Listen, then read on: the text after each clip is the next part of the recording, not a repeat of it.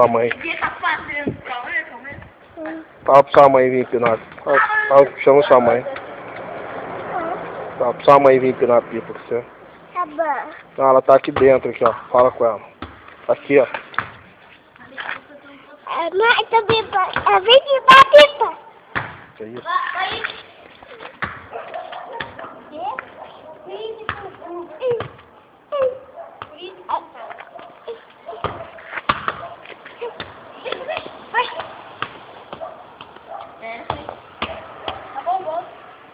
Aproveita aí que eu vou, já vou sair.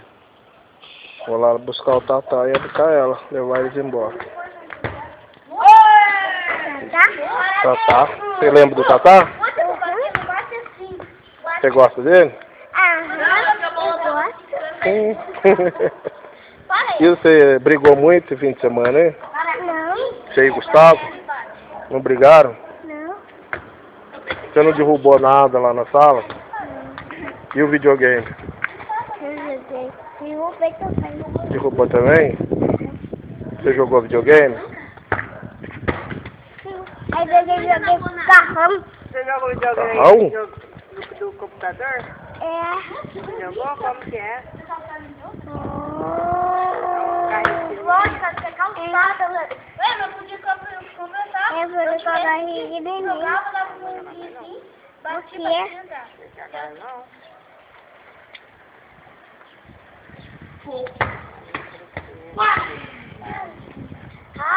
Mas é que você Bicicleta? Olha. Olha, dá o joguinho aí. Afunda ela. Sabe afundar? Tá.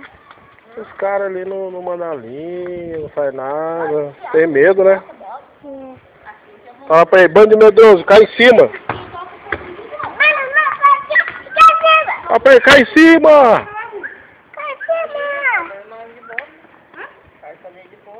Não, é que quando vai lá eu busco, quando vai cair ele busca. O Luiz não vai, não? Ele é goleiro.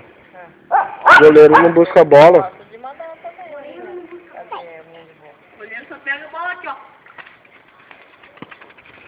Não,